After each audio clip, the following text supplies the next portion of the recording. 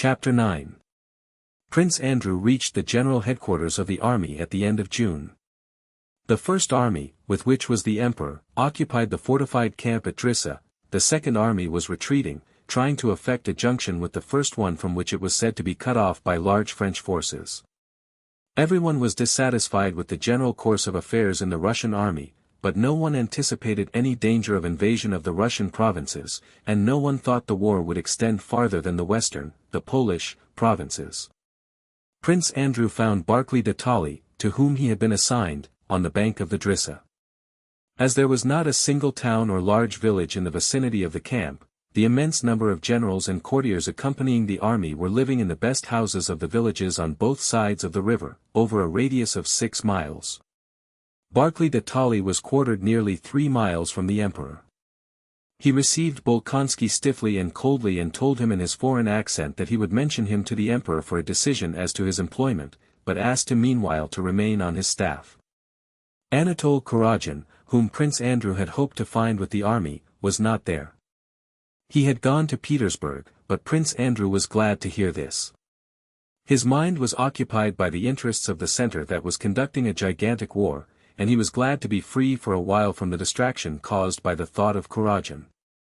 During the first 4 days, while no duties were required of him, Prince Andrew rode round the whole fortified camp and, by the aid of his own knowledge and by talks with experts, tried to form a definite opinion about it. But the question whether the camp was advantageous or disadvantageous remained for him undecided.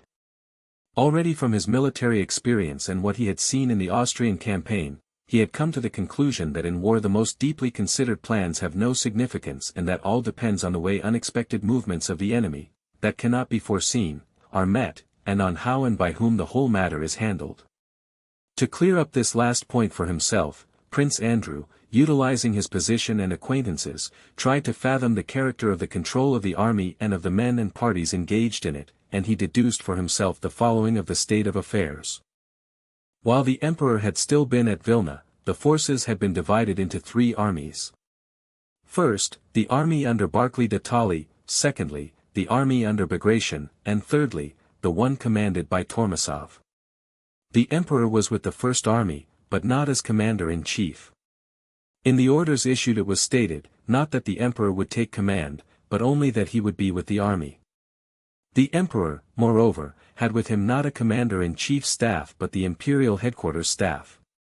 In attendance on him was the head of the imperial staff, Quartermaster General Prince Bolkonsky, as well as generals, imperial aides-de-camp, diplomatic officials, and a large number of foreigners, but not the army staff.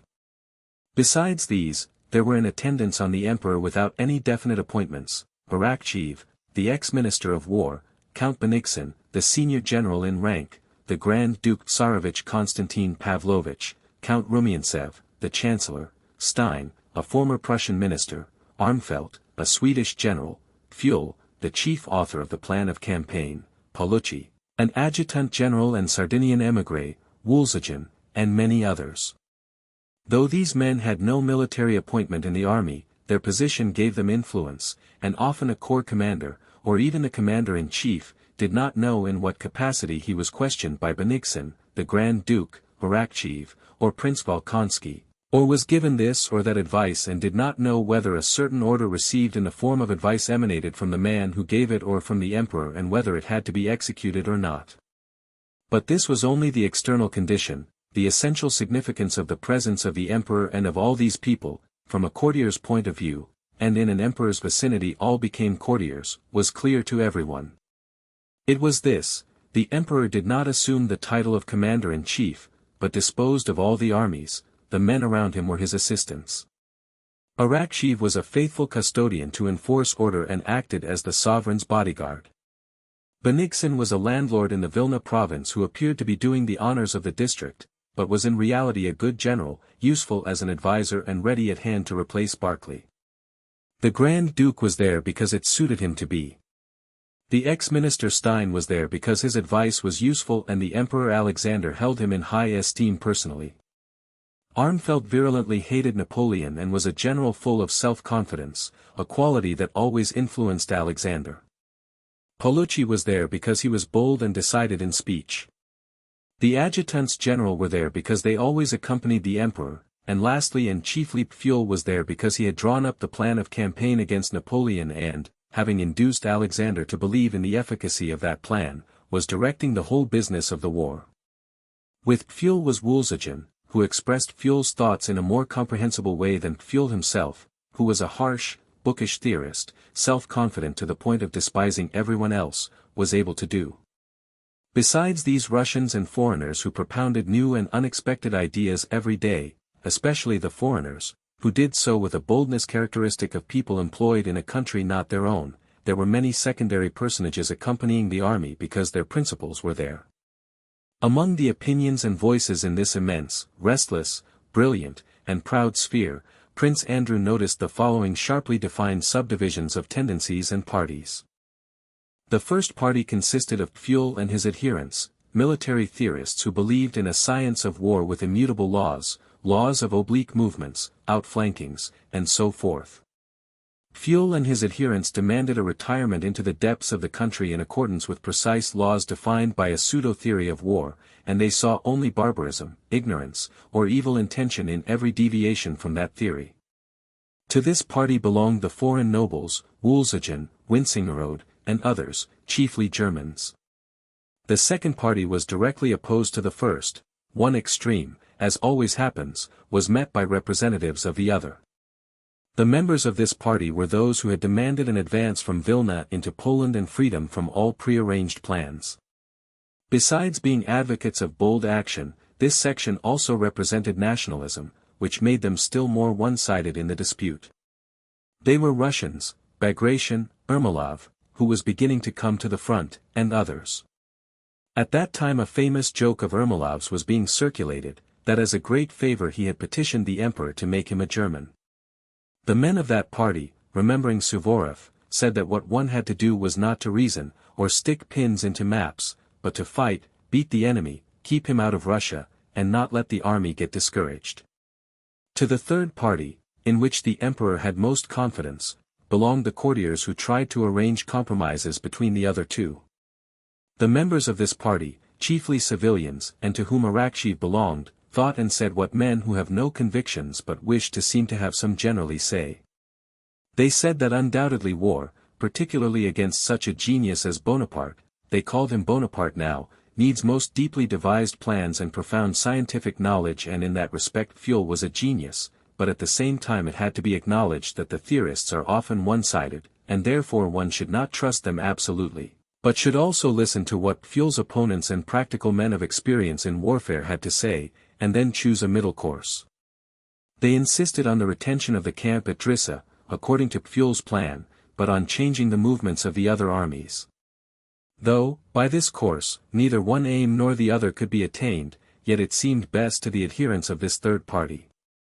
Of a fourth opinion the most conspicuous representative was the Tsarevich, who could not forget his disillusionment at Austerlitz, where he had ridden out at the head of the guards, in his casque and cavalry uniform as to a review, expecting to crush the French gallantly, but unexpectedly finding himself in the front line had narrowly escaped amid the general confusion.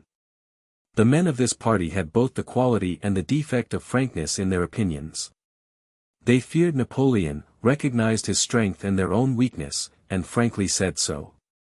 They said, "Nothing but sorrow, shame, and ruin will come of all this. We have abandoned Vilna and Vitebsk and shall abandon Drissa. The only reasonable thing left to do is to conclude peace as soon as possible, before we are turned out of Petersburg." This view was very general in the upper army circles and found support also in Petersburg and from the Chancellor, Rumiantsev, who, for other reasons of state, was in favor of peace. The fifth party consisted of those who were adherents of Barclay de Tolly, not so much as a man but as Minister of War and Commander-in-Chief. Be he what he may, they always began like that, he is an honest, practical man and we have nobody better. Give him real power, for war cannot be conducted successfully without unity of command, and he will show what he can do, as he did in Finland. If our army is well organized and strong and has withdrawn to Drissa without suffering any defeats, we owe this entirely to Barclay. If Barclay is now to be superseded by Bennigsen, all will be lost, for Bennigsen showed his incapacity already in 1807. The sixth party, the Benigsonites, said, on the contrary, that at any rate there was no one more active and experienced than Bennigsen, and twist about as you may, you will have to come to Bennigsen eventually. Let the others make mistakes now, said they, arguing that our retirement to Drissa was a most shameful reverse and an unbroken series of blunders. The more mistakes that are made the better. It will at any rate be understood all the sooner that things cannot go on like this. What is wanted is not some Barclay or other, but a man like Bennigsen, who made his mark in 1807, and to whom Napoleon himself did justice, a man whose authority would be willingly recognized, and Bennigsen is the only such man. The seventh party consisted of the sort of people who are always to be found, especially around young sovereigns, and of whom there were particularly many round Alexander, generals and imperial aides-de-camp passionately devoted to the emperor, not merely as a monarch but as a man, adoring him sincerely and disinterestedly, as Rostov had done in 1805, and who saw in him not only all the virtues but all human capabilities as well. These men, though enchanted with the sovereign for refusing the command of the army, yet blamed him for such excessive modesty, and only desired and insisted that their adored sovereign should abandon his diffidence and openly announce that he would place himself at the head of the army, gather round him a commander-in-chief staff, and, consulting experienced theoreticians and practical men where necessary, would himself lead the troops, whose spirits would thereby be raised to the highest pitch. The eighth and largest group, which in its enormous numbers was to the others as 99 to 1, consisted of men who desired neither peace nor war, neither an advance nor a defensive camp at the Drissa or anywhere else, neither Barclay nor the emperor, neither Pfuel nor Bennigsen, but only the one most essential thing, as much advantage and pleasure for themselves as possible. In the troubled waters of conflicting and intersecting intrigues that eddied about the emperor's headquarters, it was possible to succeed in many ways unthinkable at other times. A man who simply wished to retain his lucrative post would today agree with Pfuel, tomorrow with his opponent, and the day after, merely to avoid responsibility or to please the emperor, would declare that he had no opinion at all on the matter. Another who wished to gain some advantage would attract the emperor's attention by loudly advocating the very thing the emperor had hinted at the day before, and would dispute and shout at the council, beating his breast and challenging those who did not agree with him to duels, thereby proving that he was prepared to sacrifice himself for the common good. A third, in the absence of opponents, between two councils would simply solicit a special gratuity for his faithful services, well knowing that at that moment people would be too busy to refuse him. A fourth, while seemingly overwhelmed with work, would often come accidentally under the emperor's eye. A fifth, to achieve his long-cherished aim of dining with the emperor, would stubbornly insist on the correctness or falsity of some newly emerging opinion, and for this object would produce arguments more or less forcible and correct. All the men of this party were fishing for roubles, decorations, and promotions, and in this pursuit watched only the weathercock of imperial favor, and directly they noticed it turning in any direction, this whole drone population of the army began blowing hard that way, so that it was all the harder for the emperor to turn it elsewhere. Amid the uncertainties of the position, with the menace of serious danger giving a peculiarly threatening character to everything, amid this vortex of intrigue, egotism, conflict of views and feelings, and the diversity of race among these people, this eighth and largest party of those preoccupied with personal interests imparted great confusion and obscurity to the common task. Whatever question arose, a swarm of these drones, without having finished their buzzing on a previous theme, flew over to the new one and by their hum drowned and obscured the voices of those who were disputing honestly. From among all these parties, just at the time Prince Andrew reached the army, another, a ninth party, was being formed and was beginning to raise its voice. This was the party of the elders, reasonable men experienced and capable in state affairs, who, without sharing any of those conflicting opinions, were able to take a detached view of what was going on at the staff at headquarters and to consider means of escape from this muddle, indecision, intricacy, and weakness. The men of this party said and thought that what was wrong resulted chiefly from the emperor's presence in the army with his military court and from the consequent presence thereof an indefinite, conditional, and unsteady fluctuation of relations, which is in place at court but harmful in an army, that a sovereign should reign but not command the army, and that the only way out of the position would be for the emperor and his court to leave the army, that the mere presence of the emperor paralyzed the action of 50,000 men required to secure his personal safety, and that the worst commander-in-chief, if independent, would be better than the very best one trammeled by the presence and authority of the monarch. Just at the time Prince Andrew was living unoccupied at Drissa, Shishkov, the Secretary of State and one of the chief representatives of this party, wrote a letter to the emperor which Arakcheev and Balashev agreed to sign. In this letter, availing himself of permission given him by the emperor to discuss the general course of affairs, he respectfully suggested, on the plea that it was necessary for the sovereign to arouse a warlike spirit in the people of the capital, that the emperor should leave the army. That arousing of the people by their sovereign and his call to them to defend their country, the very incitement which was the chief cause of Russia's triumph in so far as it was produced by the Tsar's personal presence in Moscow, was suggested to the emperor, and accepted by him, as a pretext for quitting the army. Chapter 10. This letter had not yet been presented to the emperor when Barclay, one day at dinner, informed Bolkonsky that the sovereign wished to see him personally, to question him about Turkey, and that Prince Andrew was to present himself at Bennigsen's quarters at 6 that evening. News was received at the emperor's quarters that very day of a fresh movement by Napoleon which might endanger the army, news subsequently found to be false.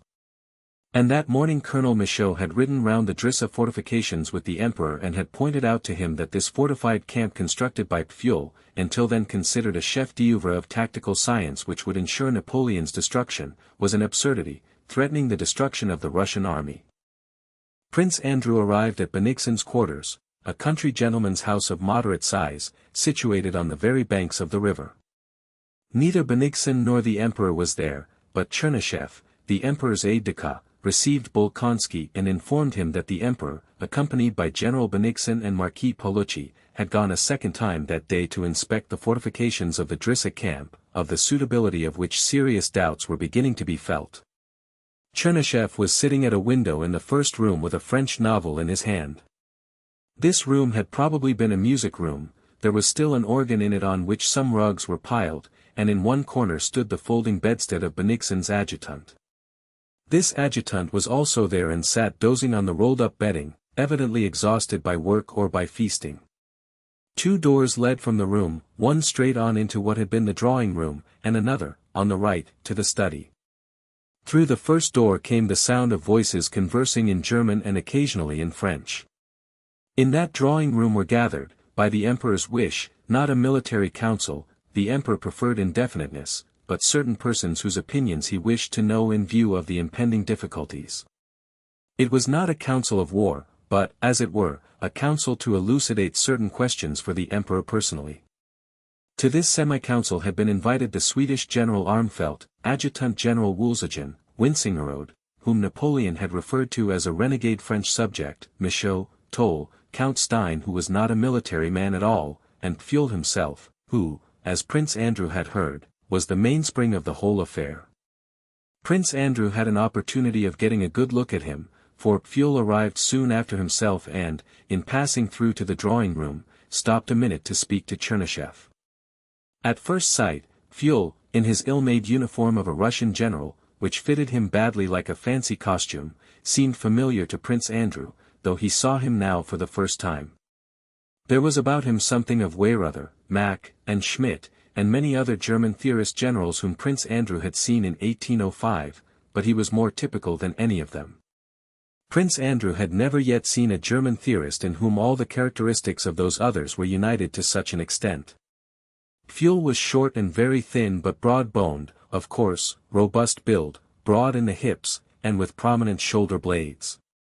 His face was much wrinkled and his eyes deep-set. His hair had evidently been hastily brushed smooth in front of the temples, but stuck up behind in quaint little tufts. He entered the room, looking restlessly and angrily around, as if afraid of everything in that large apartment. Awkwardly holding up his sword, he addressed Chernyshev and asked in German where the emperor was. One could see that he wished to pass through the rooms as quickly as possible, finish with the bows and greetings, and sit down to business in front of a map, where he would feel at home. He nodded hurriedly in reply to Chernyshev, and smiled ironically on hearing that the sovereign was inspecting the fortifications that he, Pfuel, had planned in accord with his theory. He muttered something to himself abruptly and in a bass voice, as self-assured Germans do, it might have been, stupid fellow, or the whole affair will be ruined, or something absurd will come of it. Prince Andrew did not catch what he said and would have passed on, but Chernyshev introduced him to Pfuel, remarking that Prince Andrew was just back from Turkey where the war had terminated so fortunately.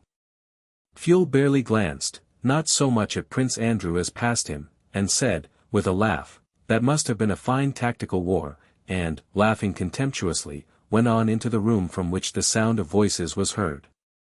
Pfuel, always inclined to be irritably sarcastic, was particularly disturbed that day, evidently by the fact that they had dared to inspect and criticize his camp in his absence. From this short interview with Pfuel, Prince Andrew, thanks to his Austerlitz experiences, was able to form a clear conception of the man.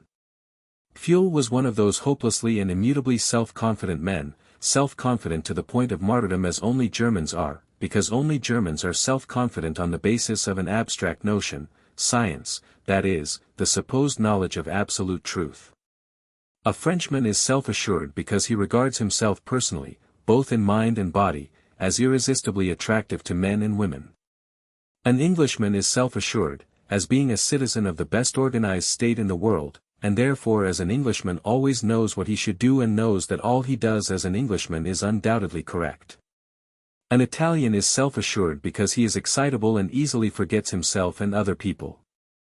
A Russian is self-assured just because he knows nothing and does not want to know anything, since he does not believe that anything can be known. The German self-assurance is worst of all, stronger and more repulsive than any other, because he imagines that he knows the truth, science, which he himself has invented but which is for him the absolute truth. Pfuel was evidently of that sort. He had a science, the theory of oblique movements deduced by him from the history of Frederick the Great's wars, and all he came across in the history of more recent warfare seemed to him absurd and barbarous, monstrous collisions in which so many blunders were committed by both sides that these wars could not be called wars, they did not accord with the theory, and therefore could not serve as material for science.